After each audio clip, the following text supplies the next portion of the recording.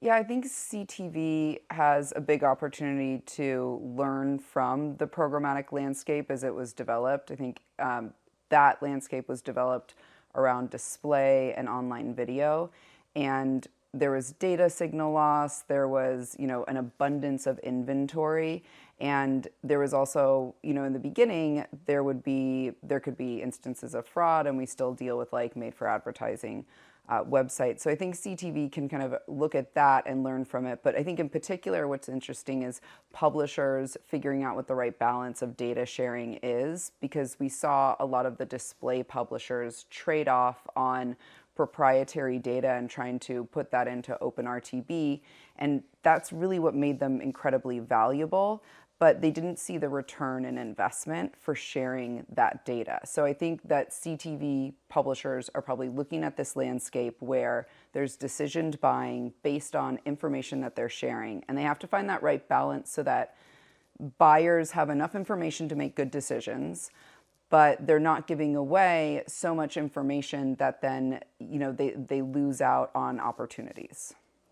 And one argument I've heard from programmers is that there's really a much more limited supply in terms of premium video. Have you heard that argument, or what do you think about that? I do think that there's limited supply right now, and I would almost say that from a consumer perspective. Being out there in this and knowing that the way that I consume CTV is typically in an ad-free space, but I think more and more there's going to be ad-supported CTV. So I do think that there'll be more inventory over the next year. So it'll be interesting to see what that does to price. And because CTV is very highly priced relative to traditional programmatic, and linear is not very highly priced. So I think that there's going to be a balance of the cost for this inventory over time. And another one of the frustrations I've heard a lot of talk about is the walled gardens. We first used to see it with social media companies not sharing data with each other, and how do you follow these consumers when they're either on Facebook or on Amazon or using Google? But now it seems as if a lot of the networks, the television networks, are also putting up their own walls. So what do you think about that? I think that we're entering a new era of rules-based buying and programmatic. I just don't think that it's going to be the same, because most inventory is going to be digital, and publishers that have a ton of first-party data are going to want to operate in a walled garden. So you're going to move away from the old programmatic that was based on like OpenRTB, everybody sending the same signals, you can use a single platform, to a place where you are going to be in a multi-platform world. And I think the buyers who are going to be very effective at doing that are going to find ways to understand their audience across those platforms, but also understand the ROI on their investment across those platforms and partners. And I think we'll see in a future like a meta platform, not meta Facebook, but like an overarching platform where I think buyers are going to start to build these platforms that can ingest the data and help them make decisions about their investments in a really intelligent way, so that walled gardens can be in harmony with the way buyers need to see their investment. Now, in the digital display space, there's been a lot of worry about what's going to happen when tracking cookies disappear from the Chrome browser.